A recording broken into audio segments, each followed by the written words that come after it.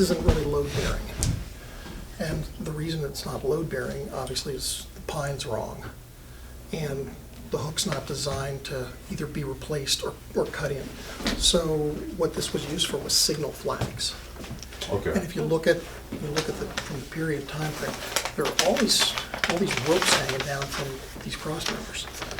They didn't have any radios. Right. So everything had to be done by signal flags. They actually show that somebody tied something else to it when it was up. I mean, when you look at the body, see how she's not standing straight? Right. So she was hand cut. So she's, Right. guy goes through it. Yep. And then the white with the straw with the black over it. Yeah. Yeah, this white area down here. This could be actually, The original finish of the could be the vessel. original finish, yeah. And so the other thing about the forging, if you notice, take a look inside on the forging. Yeah. You can see that the rope has been. Yeah, you up see and where down. this is brass, I assume? No, it's an iron forging. It's iron forging, And so okay. it has the malleability that the ropes up and down will cause scoring like that. Absolutely, because it's so rigid. Yeah. Without provenance, you can't prove anything. That's the opening statement. Okay. However, though, with what we know about the ship and what exists about the ship from the time, we know some things that, why would this piece exist in the world? The first thing is these forgings, and they're iron forgings. The next, we'll kind of go down, top down, is the paint on this thing. And the paint, what's left of it, is an extremely dark black. That's an oil base. It is over what I'm going to call a straw color that really we can't see very well unless you look at the edges. And then on the very bottom here, on some spots on this side that are obvious, there's a white. There's some white up in here too. Interesting. So to put black over straw over white is a time window of why would somebody paint a ship those colors. The USS Maine fits that. Originally, her bright work, her top work, was mostly white. She was a show ship. She was the real deal. They then went through a period of time where they painted her this straw color, and there's some very, very good photographs, known dated time photographs when that straw color existed from the superstructure up and then from the deck up. So that nails the next thing. And then the last part, the black, Nice. is when the ship went into Havana Harbor. There's a known hard date in January of 1898, and she's much darker. That comparative piece matches the color that's there. The wood is a yellow pine. I am not a botanist, but I know some guys who've got some We botanists. actually have a couple work for us, so we'll confirm that for We'll you. come up with that answer. Yeah, we have a couple of tree guys at Arlington. The rings on the bottom and the yellow pine is extremely specific to the Navy of that time purchasing these pieces of wood for cross members on the ships. So it's period perfect. And then if you look at it kind of closely, you realize this thing wasn't turned on a lathe. This thing was hewn by a really smart guy and a really technical craftsman with an old hewing system. Wow. And it looks rough to us, but actually it's a really beautiful piece as far as pine knot, and he didn't split anything, didn't break anything. The last part is I've got a group of photographs that cover the entire time frame of the Maine's life. And if you go to the window of time in 1898 and you look at the remaining pieces of the ship, there's a photograph that is missing a chunk of a cross member on a mast. Okay. So that's where this would belong? It's like a cross piece of the vertical? It's perfect, yes. It's Yes. a cross member. So the mast comes up and the cross members are designed to hang, and then off the cross members are all these cables. Okay. And the cables on the outboard are designed for signal flags. Oh, And so the signal flags were the way of communication. This was before the time of any radios, and there was semaphore flags, but the real way you communicated between ships at the time was big flags run up that said certain things that people could see in combat. Wow. And so you've got the right distances on those How as high well. up would this be on the mast? About 60 feet. Oh, okay, so it was near the top. Yes. Okay, Those are the big things. This photograph that we've got of the time frame with a piece of it missing. It was a privately held photograph. It's not publicly held. So for anybody to have known about it is pretty rare. In addition, for somebody to have 30 years ago made this exact piece, put it in a garage somewhere, unlikely. somebody to have then donated it because it's a cool piece is pretty hard to. Yeah, So again, without a letter and a photograph of a person sitting there pulling it out of the water in Havana in 1898, will we ever get the Providence perfect? No.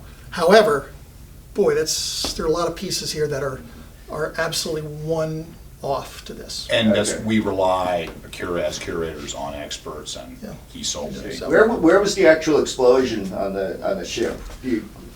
So if you look at the ship as a mirror image, yeah, here's a perfect photograph of the ship.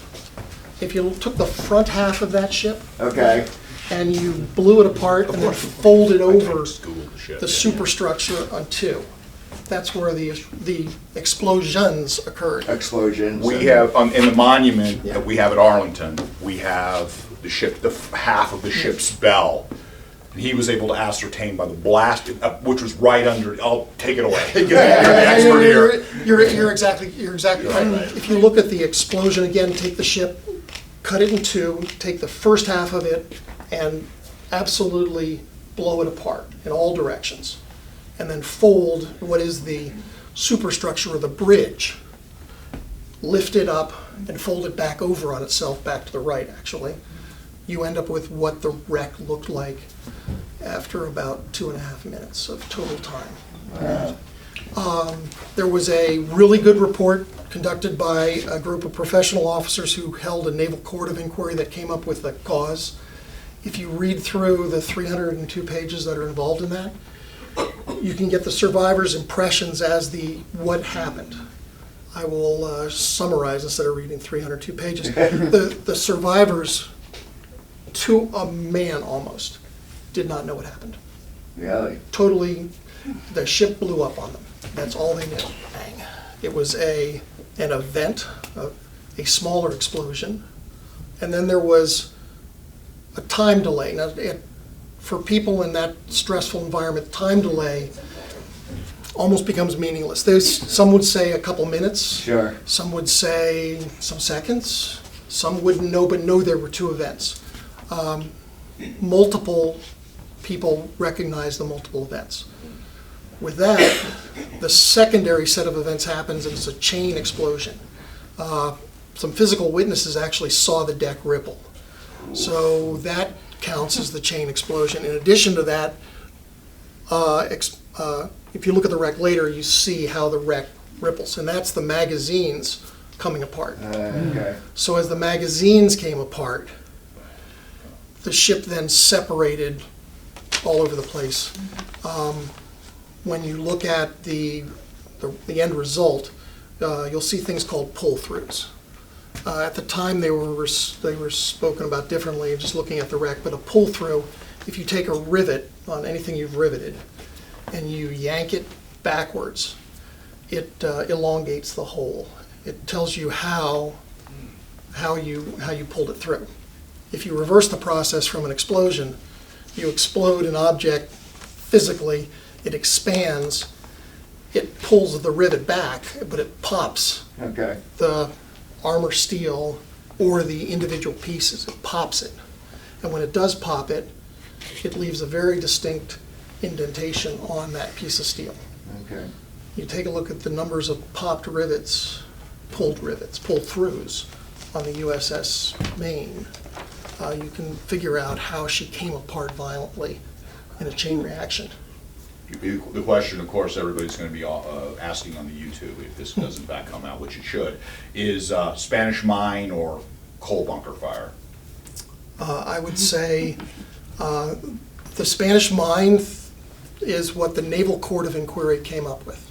In 1898, 4 officers, highly qualified, capable, knowledgeable of the period, the piece, the time, the ship, the men, believed it was a mine of undetermined origin. Spanish mine or not, Okay. undetermined origin. And that mine then initiated the explosions that destroyed the magazine.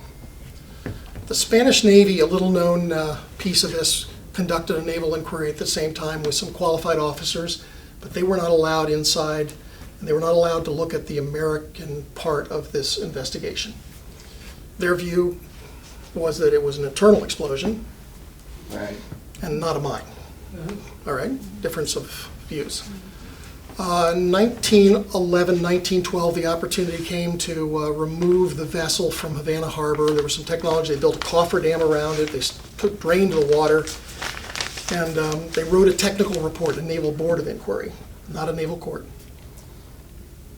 In the process, they said it was a much larger mine, but much further aft.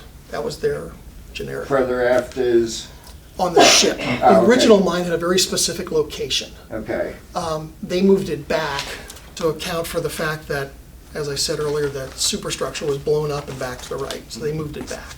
okay. Historians over the years argued, read, tried to figure out other pieces. 1974, Admiral Hyman Rickover, father of the nuclear navy, Buried at Arlington. buried at Arlington, stickler for technology detail, science involved, has moved the Navy in a totally different direction with the submarine force. Went back and looked at what was available through the Library of Congress, through the Navy records, some other things, had some engineers actually look at the process and said the Maine was destroyed by a internal explosion, possibly a coal fire. Okay. That's sort of the way that it's always determined, possibly a coal fire within the ship. And the theory there goes, if a coal fire over a period of 12 hours heats to a certain temperature and is located right next to the magazine, it ignites the magazine. And then the magazine is your first explosion from the sailors' witnesses. And then the chain explosion is the other magazines are taken out at the same time. That is the 1974 hypothesis. There have been other theories, including false flag operations, other things that are, unless you have some technical answers or pieces that are possible but hard to prove one way or another. On a personal level, since you asked me the way it was, I believe it was an internal accident. That's Really? my view. Okay, I have real trouble with the external mine for some very technical reasons. I was gonna ask you that, what were the characteristics of the harbor there, and how would a mine get there and all that stuff? Too shallow. Okay, The Spanish had mines during the time. They were too small. okay, They put only one mine. Nobody does that. That is, a mine warfare officer would say nobody does that. So, very difficult but impossible to disprove. right, I will add the other piece and the reason why technically, your question's great. There was an indentation that was discovered by the divers underneath the vessel. That indentation in the mud could have been a mine explosion. okay, The Spanish also in their court said, well, there was no water vertical column seen. So mines do exhibit a vertical column, and there was none seen by any witness. Nobody saw it. There were no dead fish in the harbor. Mines kill a lot of fish. So the Spanish said there was not a mine, and the Spanish witnesses on a ship nearby looking at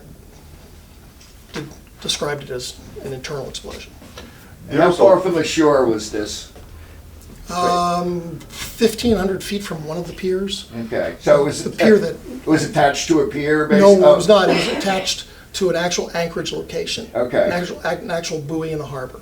Oh, interesting. And there were actually 4 ships total in the nearby sequence, Oh, interesting. 300,000 plus feet parts. There of is it. allegedly a photograph, it was on the in 1998, when they had the centennial of the war, on one of the official websites of it. There was a photograph, and it's very blurry, but allegedly of the Maine burning. Yes. Taken by a box camera. Is it authentic? Is that photograph Don't know real? the Carlos photograph. Like I said. So the you gotta Carlos, ask. there's this very grainy photograph from the time frame that is taken either right after when the searchlights have come onto it, and there were searchlights from both shore and on board the Spanish vessel, the Legazpi, that could have made this work. What time of day was this when it happened? It's at night. At night? Yeah, Okay. the actual explosion by the naval court is about 21:40, 9:40 Okay. p.m. So at 9:40 p.m., give or take, is when it happens. That other photograph occurs in a really darkened setting with potentially a Brownie camera. And there's no sunlight. There's definitely the searchlight look at it. It is sometime at night. Impossible to determine. The Maine is still burning though, and why would somebody try to recreate this photograph? Right. So I'll accept it exists. I'll accept it, but I don't know what time it is.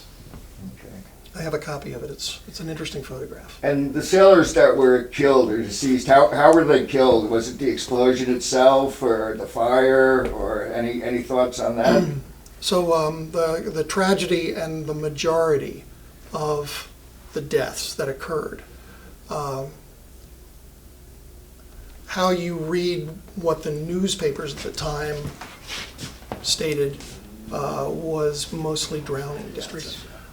The sailors that died, John Patrick Chidwick, Chaplain Chidwick, Catholic chaplain to the Maine, had been on board the ship the entire time.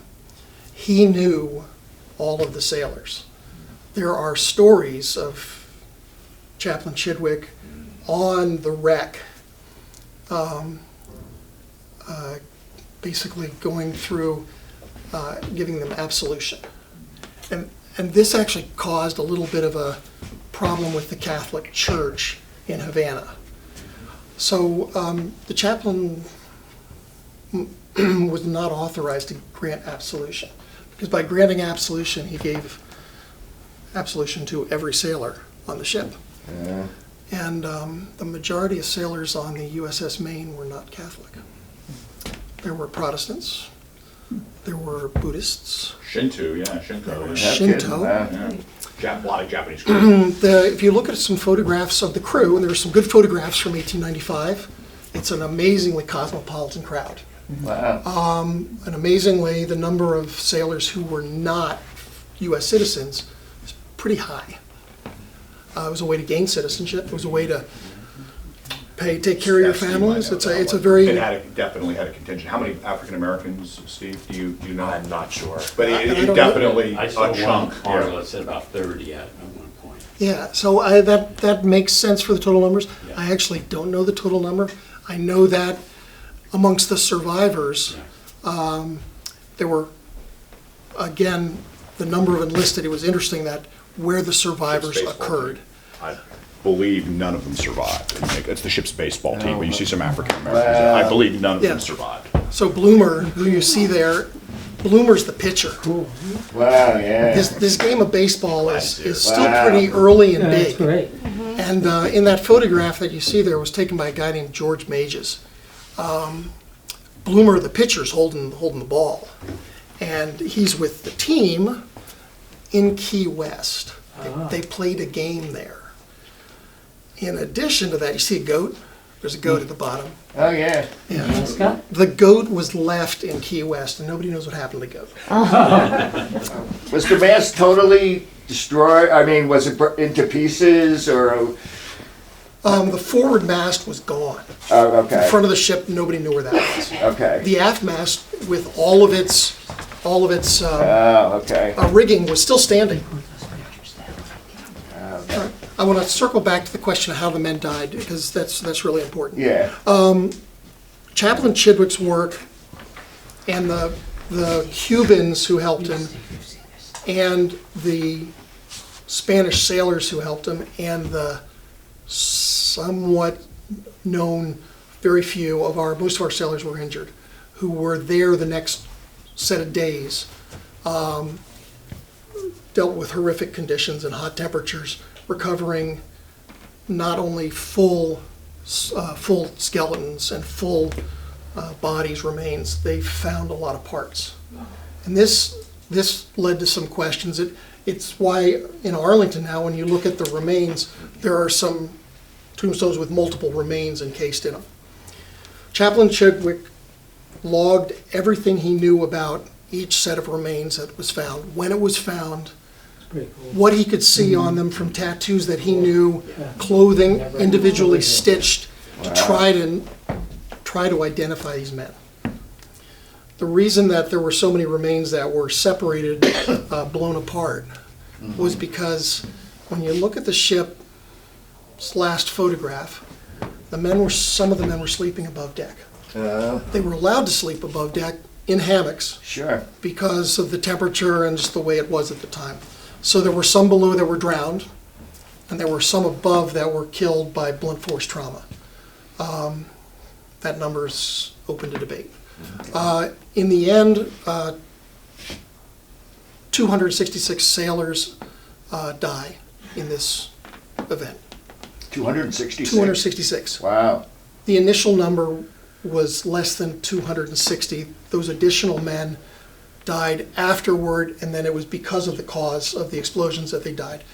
The chief engineer, Howell, is buried here in Goshen, New York. Oh, He okay. dies 18 months later, I believe, a little close on the date there. He dies of malaria, has a heart attack, but the malaria kills him. So he's associated with the loss of the Maine. Total crew of the vessel in 1898? 350. So you see, it was a substantial number of the crew were killed, Wow. 260 out of 350, yeah. Most of the officers survived. 2 officers died. And why is that? Where were they? Purely a function of the location of the Okay. staterooms. The officers were in their staterooms in the aft of the ship. The enlisted were primarily forward in their hammocks in the open berth bays So they were directly. or up on the deck. They were directly where the explosion was. The quarterdeck of the ship is back aft. So nobody was sleeping on the quarterdeck or the aft stand. They were all in that forward area. That's where the massive loss occurs. From the officers, most of them, this wreck again happened very quick, and the sinking happened within 2 minutes. Wow. And so if you use the Historical Society here, you have to figure out how to get out of the basement after an explosion's occurred, figure out in the dark exactly where the ladder is, how to get up 2 sets of ladders in some cases, get up on the deck to a sunken ship in 2 minutes. So everybody could have died. It's a miracle that the ones who did survive, that they did survive. In addition, there were 2 enlisted from the forward half of the ship that were in places that miracles occur. One was literally in the berth deck, forward of the forward turret, and somehow when the whole thing came apart under there, he was not killed. He was blown outboard as the ship came apart, underwater, God. and Yeah. came up and survived. So you said it was shallow. How many feet roughly? Just Plus or minus 2 feet, Okay. 34 to 36 feet. Okay. And that's from actual sounding depths all the way around the That's vessel. not, the ship didn't have, still was the ship top heavy by design? I mean, it doesn't seem like it had much. So the ship's keel Right. question is waterline, and you can look at this on the photographs, Okay. 22 feet when she's empty. And so if she's filled up with ammunition, fuel, people, and everything else, her fuel depth is probably 28 feet. But if we use 22 feet, 22 feet minus 36 feet, we're at 14 feet. Okay. Tide in Havana Harbor is 18 inches. You take a foot off. Now we're at 13 feet. The average height of a mine is about, a Spanish mine, Bustamante mine at the time, is about 4 feet, about this height. About that big around. So we take 4 feet off, we're at 13, I'm gonna give another foot back, we're at 10 feet. So you're gonna cable something 10 feet and then have it blow up directly underneath the ship that's swinging in a 300-foot arc. Yes. Pretty hard to believe. Yeah. That's, I can't get there, and I'm happy to, but if for folks who believe the initial theory, including those 4 highly qualified officers, that's the original belief. There was a mine of that type. There's a plate of the ship's hull Yes. that was bent inward, Yes. and that was their argument. That was the argument, it absolutely was. So this plate was bent in, discovered by divers in 1898. Great segue. Admiral Rickover and the National Geographic crew in the 1990s and their technical support engineers proved that you could swing this metal plate that was bent in with as little as, I believe it was 4 knots of water. Water is very forceful underneath to move steel that's loose like this. So with such a little amount of force, that explains why this plate could have moved without an explosion. The Naval Court of Inquiry took it as this was where the explosion occurred, from a mine of unknown origin. They did not blame it on Spain, which then led to the theories that Cubans who could have done it, or we could have done it ourselves. There were all sorts of problems with that theory. Was the plate buried with the wreck at sea, or was that plate conserved? No, gone, unknown. All those plates, when the ship was I've taken. seen a photo of it, yeah. Yeah, when the ship was taken apart and then taken out to sea and sunk, all of that evidence went out to sea. It's buried about 3 miles off of Havana's coast. There was a wreck dive that was done by underwater 2002, 2000. They went down, looked at the Maine, the back half still sitting there. There's coal still sitting there on the floor. Wow. Pretty fascinating. Yeah, that's what I was going to ask you. What's still there today? Is it basically just the back part, or what's still, if you went and did a dive today, what would you see there? It's very, very deep. This is, we're talking 3,000 feet or 25. Okay. It's extremely deep. So the dive is probably not going to happen. Wow. In 1911, 1912, the wreck of the Maine had been sitting there for almost a decade. Okay. And a lot of folks, ordinary citizens, had gone to their congressman and said, this is Not good. not cool. And the Spanish, not the Spanish, the Cubans at the time were like, we'd kind of like the wreck out of the harbor.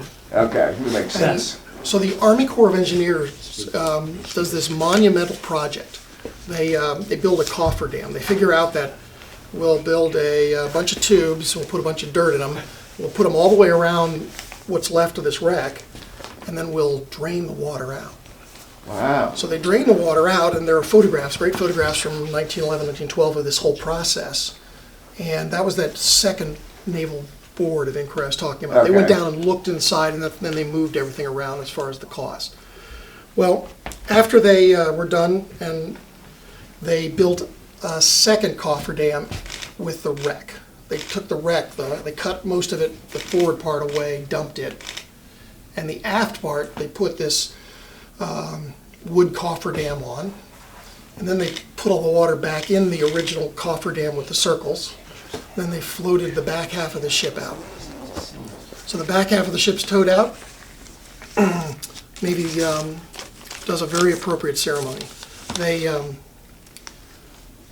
take the wreck, tow it out to sea, and at great fanfare, sink the wreck right off of What Havana. year was that? Oh, there. So That's the actual vessel sinking, and that's the wreck. That's being 1912. sunk. Yeah, 1912. Right. During that process, the additional sailors were discovered.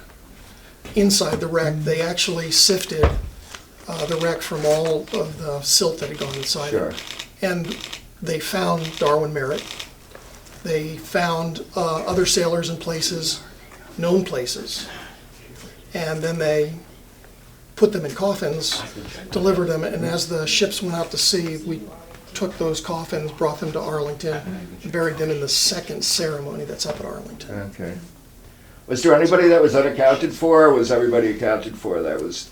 So the official report, Okay. the War Department's official report, which was Okay. published later, there are only 9 unaccounted for sailors. 9.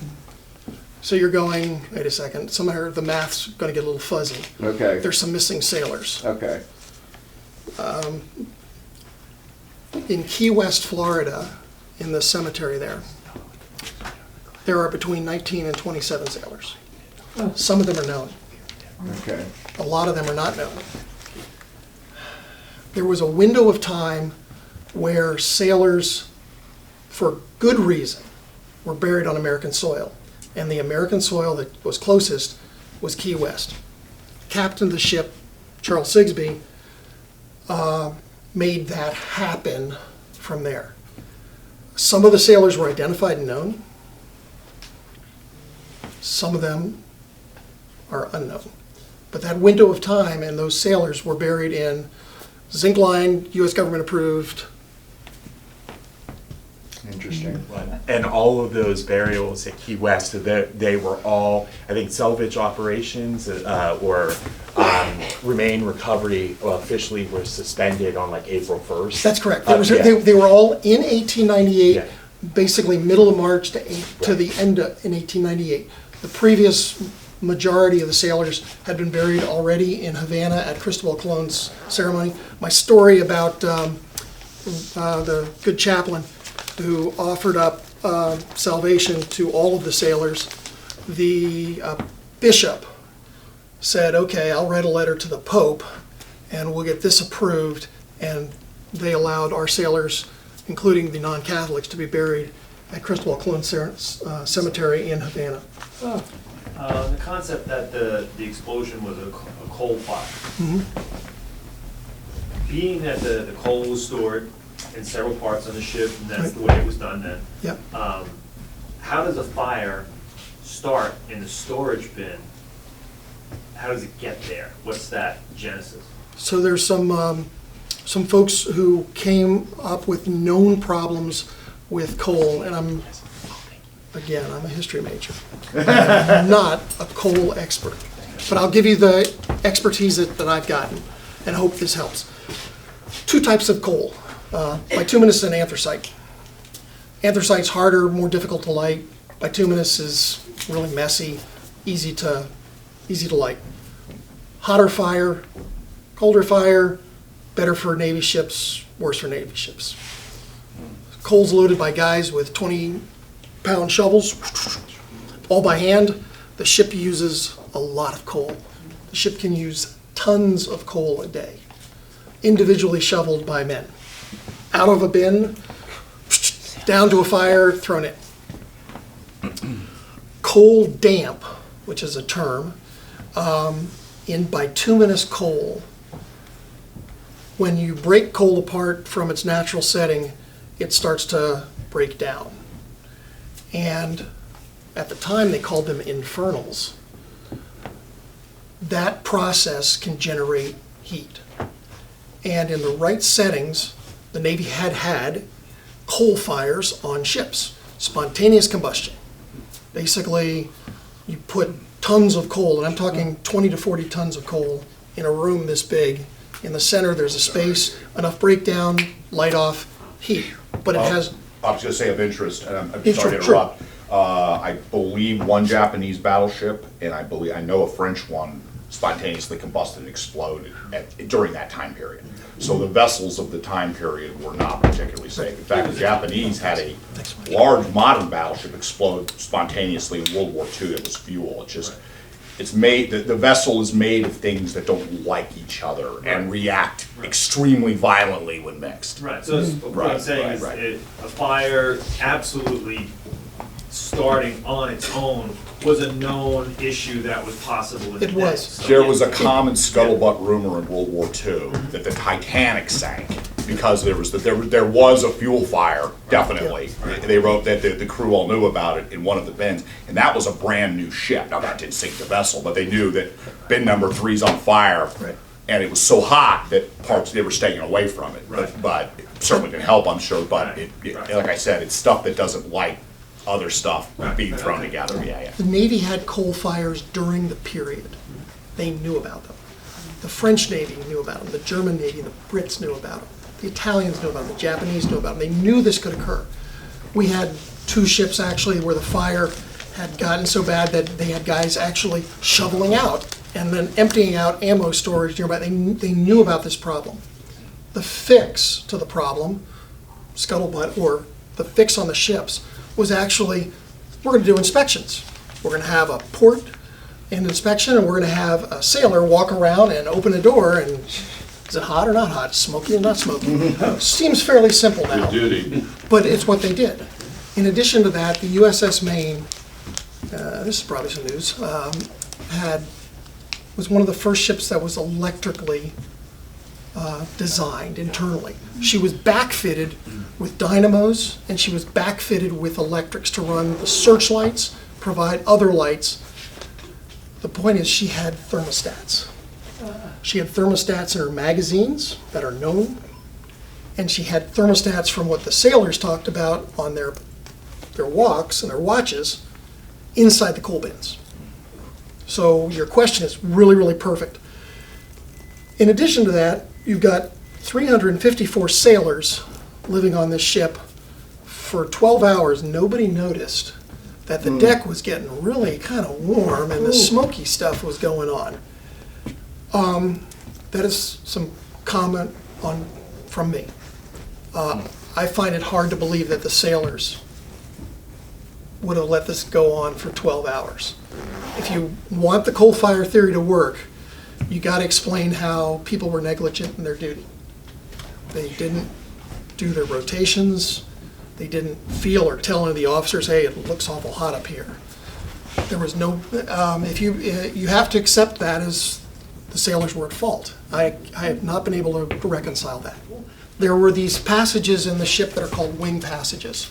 So take the ship, and on the outboard 6 feet of where internal things were, these wing passages where people could walk down. The ones going up to the bow, the wing passage goes by one of these bins, these coal bins.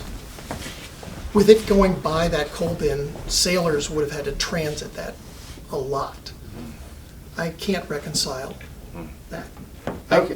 Unless I blame the sailors, which I'm not willing to do. How could an explosion have occurred then if it wasn't necessarily the coal fire, it wasn't a mine? How would something like that happen? Accidents occur on Navy ships every year for lots of reasons. Right, okay. Usually the discovery is, oops, don't do that ever again. Okay. Among the possible reasons, coal dust. Coal dust, no problem, doesn't take a lot to drop enough coal to produce enough coal dust in a localized space to put a match to it to cause an explosion. Okay. Were they negligent? Okay, you gotta consider that. The 4 bunkers up forward had been emptied of anthracite coal, which had been placed on board in Key West. Take that as fact. That's from the reports and from the Naval Court of Inquiry. They put anthracite there because they didn't have bituminous. The reason they didn't have bituminous was because the bituminous was being stored aft. The captain was saving that because it was hot, fast, high speed. It was good for combat and for needed reasons. So he was burning the crappy anthracite that was loaded in Key West, which didn't have a really high coal damp problem and a really high explosive content problem, catch fire problem. The base CO back at Key West, immediately after the explosion, went through his coal pile trying to find out if he had a coal fire, coal heat. He did not. And he sent that back to the U.S. Navy Department in a message. If you have a coal fire, how do you have a coal fire in that location that nobody notices? I can't reconcile it. Wouldn't the amount of tonnage of coal itself insulate if the fire had decided to start low enough in the bin up against the wall of the magazine? It would actually hold the heat. Right, but I'm saying is, as far as the sailors not recognizing that there was a fire, because there's 6 feet of coal between them and the actual fire that's smoldering, Interesting. maybe it was just insulating. Interesting, great question. So the coal bins were not accessed, they were filled from above, coal chutes, Right. but they were accessed from below by doors. So down below where the 354 sailors, this is a small space. And people, having been on a number of ships, you tend to look for your own private space if you can find it. If you can't, but people go everywhere on a ship all the time. There's just not places that are never visited. So did they not walk in front of the door that was getting hotter and hotter at the bottom of this 20-ton coal chute location? And those wing chutes were probably 40 tons worth of coal, so quite a bit of coal. Did they not go by and open the door and look at the thermometer? If there was a fire that was already starting, would it have been made worse when they opened the door? They certainly would have known about it. I mean, it wouldn't have, like, Flashed? Flash It- over, It yeah. might have flashed over. It did not. The question about the thermal hold here on this, and I actually asked some chemical guys about how much thermal heat you can hold in a space. Long conversation. The technical design of the USS Maine had a problem in this area, and Rick highlighted it. 1/4-inch steel. No air pockets, no separation, no fill. Later designs, the French had refrigeration units. They blew cold air around their magazines. Smart. But this design has got a 1/4-inch steel. So the temperature of the coal rising to what it could have risen in that time, the only dissipation is through that wall, 1/4-inch steel, and then to the magazine. That magazine and the way that it was laid out with canisters of 6-inch. It was the reserve 6-inch magazine. So 6-inch circumference, laying up against, in wood pallets, laying up against the walls is a probability. The powder in those 6-inch canisters is brown prismatic. Temperature you got to get it to is about 400 degrees plus to get it to burn, not explode. That's a problem. So you got to have 12 hours is sort of what they came, and Rick covered this, about 12 hours of inattention to detail to make it work. The coal dust, faster, a drop of ammunition. Oops. The Maine had a lot of ammunition on board it. Those magazines were closed. The very first thing the Navy divers did, the very first thing they did, was they didn't dive up front. They dove aft. They went to the captain's cabin and they found the magazine keys. They were afraid somebody had gotten to the magazines, opened them up, and blown up the ship. Keys were there. Those keys are at Annapolis. They're in the museum there. They can be seen. So that's the problem with that. There were Spanish sailors on the USS Maine. 2. Both died. Both deceased. There were, sorry. So what's the result of how it exploded? My view, it was an accident. That's the simplest view. Well, it wasn't a mine, and you say the coal, the anthracite coal was up front where the explosion would have happened. I think you said the anthracite was empty, or was it still filled? The anthracite was empty. Those were empty bins. Oh, so how did it happen up front? So here's another one that can be added in for the theories. Those 4 bins up front where the coal was emptied, the Maine was getting ready to go to Mardi Gras in New Orleans. You tend to do a lot of your husbandry duty before you go to your port where you're going to have your vacation. And those bins had been painted. They were painted with an oil-based paint, a white oil-based paint, all 4 of them. And honestly, the ventilation in those spaces was not outstanding. So there's another theory. I'm not advocating that theory. There's another way to get an ignition source, to get an explosion, to get a chain reaction explosion through the magazines. So it still had to go through a 1/4 inch of steel. You still have to get through a 1/4 inch of steel. I have my theory, it's an accident. There are a couple ways to get to an accident that are impossible to prove, but certainly reasonable. I don't think the external mine theory works for reasons I've laid out, and I have trouble with the coal fire unless we're willing to blame the crew, and I'm not.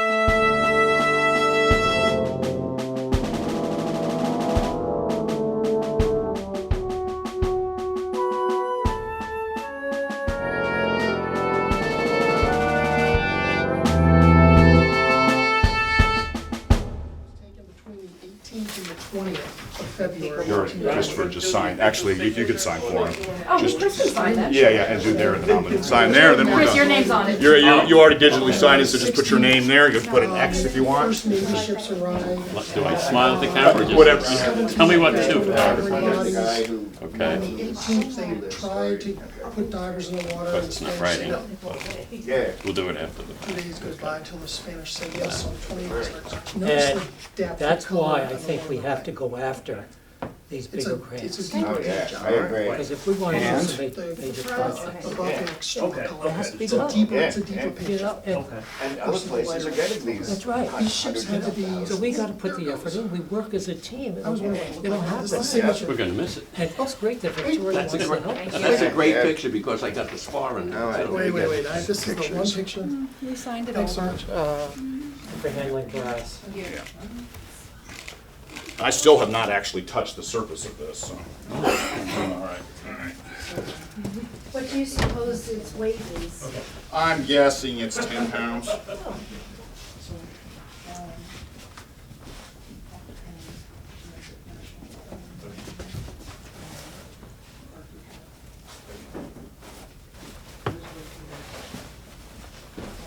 Say goodbye to Jersey. Well, thought I could score you.